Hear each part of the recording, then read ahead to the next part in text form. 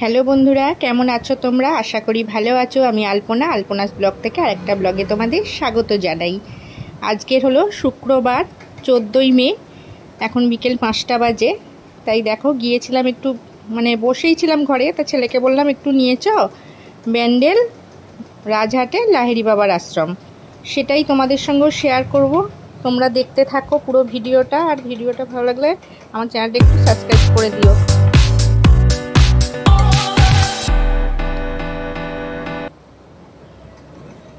এই দেখো বেরিয়ে পড়েছি ছেলের সঙ্গে বাইকে করে। ও নিয়ে গিয়েছিল, এটা মগরা ব্রিজের ওপর দিয়েও যাওয়া যায়, তো ও গিয়েছিল বাঁশপেড়িয়ার ভেতর দিয়ে। এটা আদিসত্য গ্রামের ওখানে এই নতুন যে ব্রিজ হয়েছে সেই ব্রিজের ওপর দিয়ে ও নিয়ে গিয়েছিল। তো এইদিকে রাস্তাটাতেই এর আগে আমি কোনো দিন যাইনি, এই গেলাম। আর যেতে যেতে দেখো এত সুন্দর লাগছিল, সূর্য অস্তে যাচ্ছে, আস্তে আস্তে সন্ধ্যের দিকে এগোচ্ছে আর কি। সেই ব্রিজের ওপর দিয়ে খুব ভালো লাগছিল। এই যে হলো ওখান থেকে এসে পৌঁছেছি, এই যে অখিল বিশ্ব গায়ত্রী আশ্রম, খুব সুন্দর। এইটা হলো মেন গেটটা, এই যে এই পাশে বাংলা লেখা আছে, ওদিকে হিন্দিতে লেখা আছে। আর এই হলো মেন তরুণটি, ওপরে ডিজাইনটা অসাধারণ, দুদিকে দুটো ময়ূর করা। এই যে চলো ভিতরে যাওয়া যাক, গিয়ে দেখা যাক। এর আগে আমি কোনো দিন আসিনি, একদিন এসেছিলাম কিন্তু গেট বন্ধ ছিল অনেক দিন আগে। আর এইখানে এই যে বই টই সব পাওয়া যায়, গুরুদেবের রচনা করা যেসব বই পাওয়া যায়। আর এখানে সময়সূচি দেয়া আছে, খোলা বন্ধের সময়সূচি দেয়া আছে, তোমরা ভিডিও স্টপ করে দেখে নিতে পারো। সকালবেলা 5টা থেকে খোলে, 12টা অবধি, আবার বিকালবেলা 5টা থেকে, কিন্তু মাঝখানে একবার 6টায় বন্ধ করে 15 মিনিটের জন্যে, কারণ সন্ধ্যা দেওয়া হয় যখন, তখন গেট বন্ধ করে দেয়। এই যে আর এত গাছ ভেতরে, এত সুন্দর লাগছিল। আর আম গাছগুলো দেখো কি অসাধারণ, ভরে ভরে আম হয়ে আছে গাছগুলোতে, আর দেখতেও ভারী চমৎকার লাগছে। একদম গেট থেকে ঢুকেই এইখানটা চোখে পড়বে। যাওয়ার সময় দূর থেকে না এই সাদাগুলো বুঝতে পারছিলাম নাকি, কাছে গিয়ে দেখলাম মাশরুম চাষ করেছিল মনে হয় ওখানে, এখনও অতগুলো রয়েছে ওখানে, কি সুন্দর লাগছিল দেখতে। আর এই যে ঢুকেই এইগুলো তো চোখে পড়বে আর কি সামনে। এখানে যা আছে সব কিছুরই নাম টাম লেখা আছে। আর এত সুন্দর শান্ত নিরিবিলি পরিবেশ, খুব সুন্দর, মনোরম পরিবেশ, সবুজে ঘেরা একটা সুন্দর জায়গা। আমার গিয়ে খুব ভালো লেগেছে। তোমরাও যারা আসবে খুব আশা করি খুব ভালো লাগবে। যারা আসতে পারবে না তারা আমার ভিডিওর মাধ্যমে দেখতে পারবে। আর শীতকালে আরও ফুল গাছ টুল গাছ থাকে, এখন তো গরমকাল, সেই জন্য আছে গাছ আছে কিন্তু কম। আর এইখানটা হলো অফিস রুমটা, তার মধ্যে এখানে অল্প কিছুর বিনিময়ে চিকিৎসাও করানো হয়, চক্ষু চিকিৎসা করানো হয়, 20 টাকার বিনিময়ে চক্ষু চিকিৎসা করা হয়। আর এইখানটা দেখো অসাধারণ, ভাষায় প্রকাশ করা যাবে না, এত সুন্দর। সূর্যমুখী ফুলে ভরে গেছে আর এত ভালো লাগছে। কিন্তু সূর্যমুখীগুলো একটা ছোটো সাইজ, কিন্তু দেখতে অসাধারণ লাগছে। আর এইদিকে সব বাহারি গাছ দিয়ে সাজানো রয়েছে।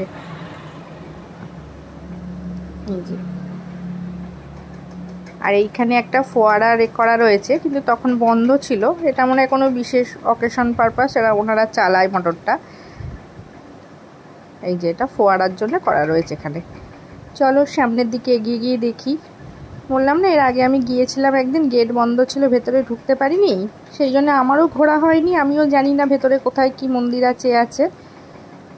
এই যে আর এই মূর্তিটা কিসের মূর্তি আমি বলতে পারবো না, কিন্তু তোমরা কেউ যদি জেনে থাকো আমাকে কমেন্টে একটু জানিও। অর্ধনারীশ্বর মনে হচ্ছে আমার, কিন্তু আমি ঠিক জানি না শিওর। তোমরা যে জানো আমাকে কমেন্টে জানিয়ে দিও। এক হাতে ত্রিশূল, এক হাতে পতাকা, পিছনে গোমাতা। এই যে ওইটা দেখে সামনের দিকে, আর ছেলে হাতে হেলমেট দুটো নিয়ে আর টং টং করে ও পুরো ঘুরে নিল, এ মাথা ও মাথা গিয়ে সব ঘুরে নিয়েছে। ও খুব ভালো লেগেছে, একদম শান্তশিষ্ট আর বিশাল এরিয়া নিয়ে। আমি তাও চেষ্টা করেছি, একটা ভিডিওর মাধ্যমে তো সব কিছু করে দেখানো যায় না, তাও আমি চেষ্টা করেছি। এই দেখো শ্রীরাম শর্মার 4 যুগের 4টি অবতার, এই যে সব লেখা আছে।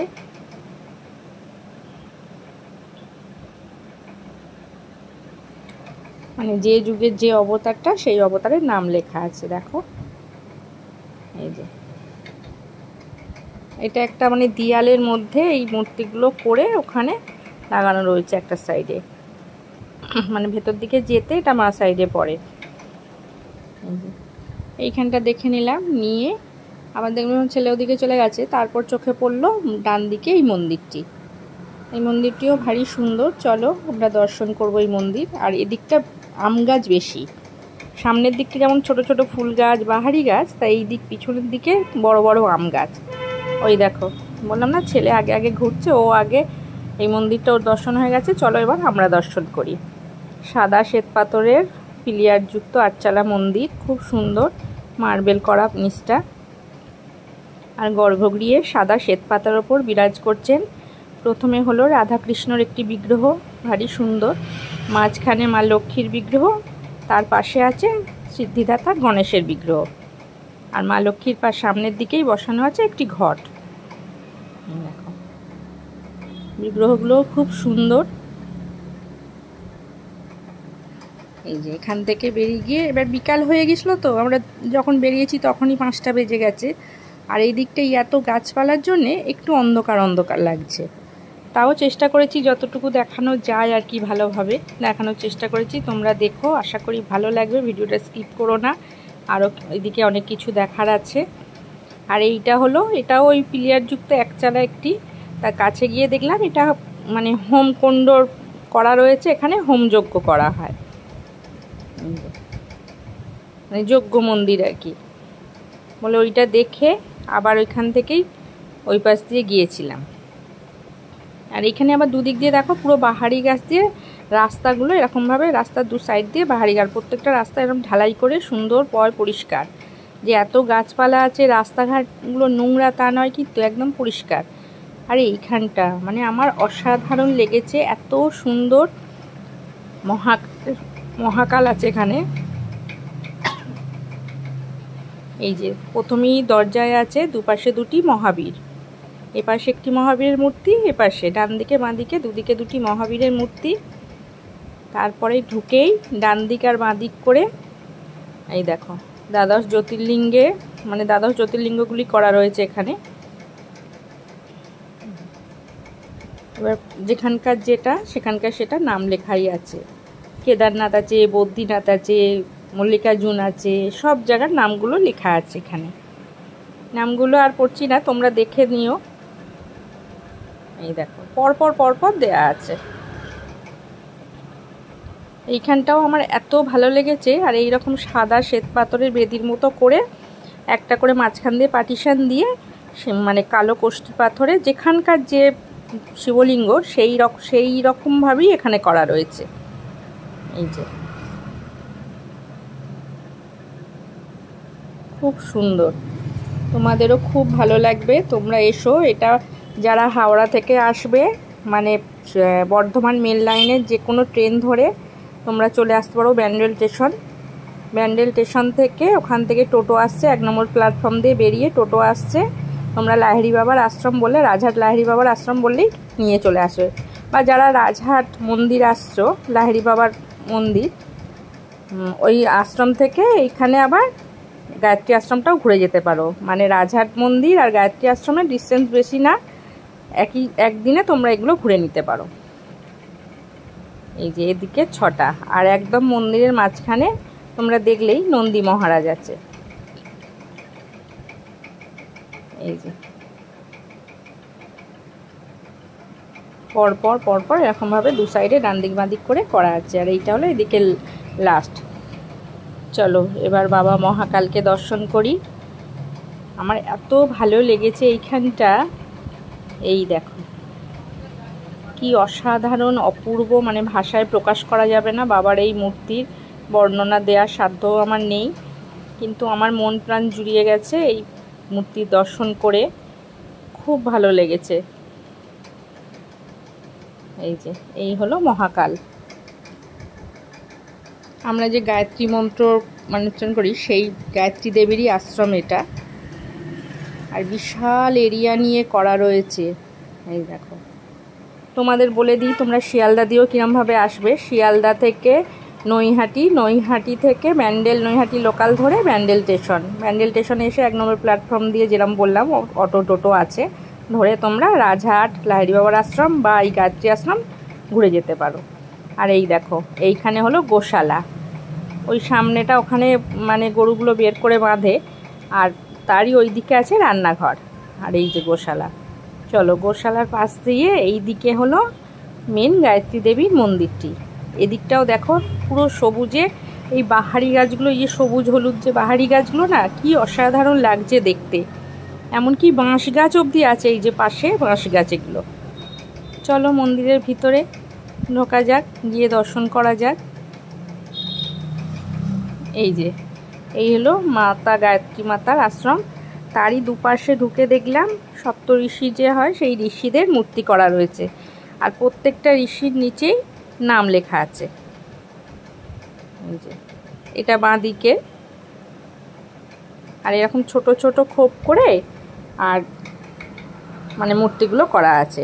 মন্দিরগুলো এরমভাবে সাদা শ্বেত পাথরের ওপরে মূর্তিটি বসানো আছে।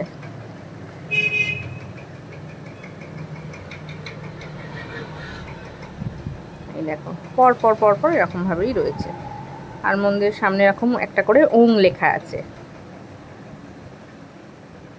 একটু এদিকটা একটু অন্ধকার, তাও চেষ্টা করেছি আর কি দেখানোর। আর তখন এইখানে ঢুকেছি ওদের সন্ধ্যা আরতির জন্যে, ওদের মানে মাইক বাজানো শুরু হয়ে গেছিলো তখন। আর এই যে মেন গর্ভগৃহে, এইটা হলো এক সাইডের সাধু মানে ঋষিদের এগুলো দেখে। এই যে রাম শর্মার একটি মূর্তি করা আছে, তার পাশে একটা মহাদেবের মানে শিবের ফটো রাখা আছে। আর এই যে গায়ত্রী মাতার মূর্তি আর কি, সাদা শ্বেত পাথরের মূর্তি, সাদা বেদ মানে সিংহাসন নেই, ওই বেদি করা রয়েছে, তারই ওপর বিরাজ করছেন। এই যে সাদা শ্বেত পাথরের বেদির ওপর এই যিনি ভারতী দেবীর একটি মূর্তি করা আছে। এই নারী আবার ওদিকে আছে, মানে ভোজনালয় একটি করা রয়েছে। চলো এইদিকে ঋষিগুলোর দর্শন হয়েছে, এবার ডান দিকেরগুলো দেখি। এই যে মেন গর্ভগৃহ, এইটা একটাই বেদির ওপরে 3টে মূর্তি বিরাজ করছে। আর এই পাশে প্রথমটায় আমি সাধারণত মহাবীরের এরকম মূর্তি দেখতে পাই না, খুব কমই দেখা যায়। এটা হলো বসা ধ্যানমগ্ন অবস্থায়, আর বুক চিরে যে রাম সীতা দেখিয়েছিলেন সেই বুকের মধ্যে রাম সীতা করা আছে। খুব সুন্দর মহাবীরের এই মূর্তিটা। এই দেখো তার পাশে আর ওই যে ঋষিদের আছে, বিশ্বামিত্র, এরকম প্রত্যেকটাতেই নাম লেখা আছে। এই দেখো এগুলো দেখতে দেখতেই এবার ছেলে তাড়া দিতে শুরু করেছে, মা বাড়ি চলো। ওর যেহেতু ঘোরা হয়ে গেছে, আছে হ্যাঁ এই তো হয়ে গেছে যাব বলে এইটা পুরো দর্শন করে এবার বেরিয়ে যাব। বেরিয়ে গিয়ে আবার ওই দিকটা কি আছে একটু দেখবো, দেখে বাড়ি ফিরবো।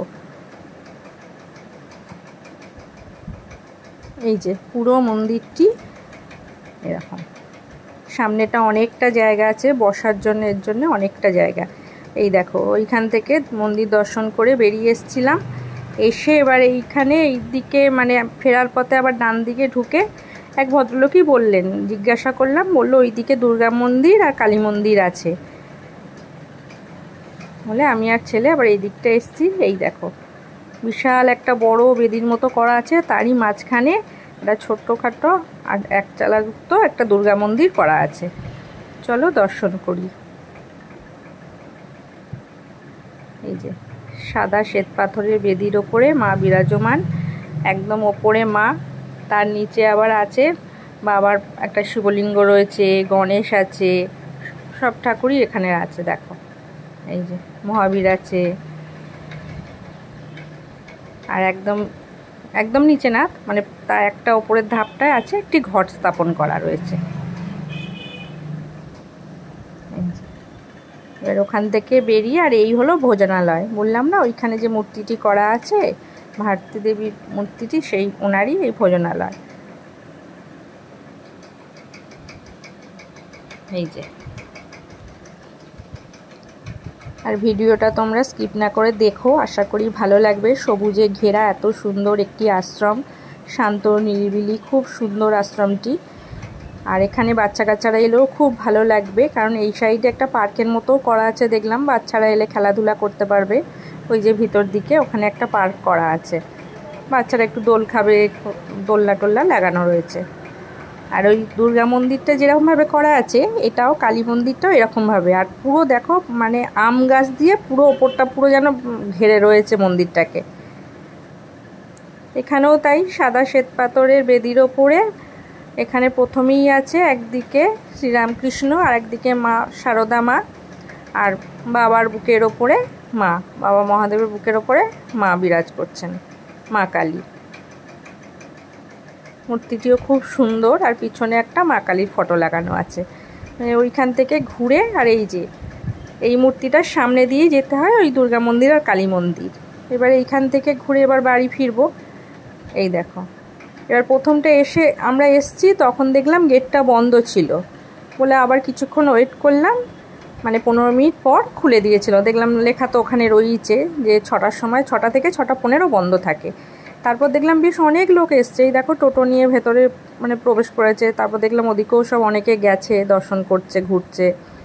খুব ভালো লাগবে, তোমরাও এসো, এসে ঘুরে যাও। আর ভিডিও কীরকম লাগছে অতি অবশ্যই কমেন্টে জানিও। ভালো লাগলে একটু লাইক শেয়ার কমেন্ট করে দিও, আর আমার চ্যানেলটাকে সাবস্ক্রাইব করে আমাকে একটু আশীর্বাদ করো। এই যে চলো আজ তাহলে বাড়ি ফিরবো। এই যে বাইরেও দেখলাম সব টোটো রিজার্ভ করে এসছেন ওনারা, ওই জন্য টোটোগুলো দাঁড়িয়ে আছে, ওনাদের নিয়ে ফিরবে।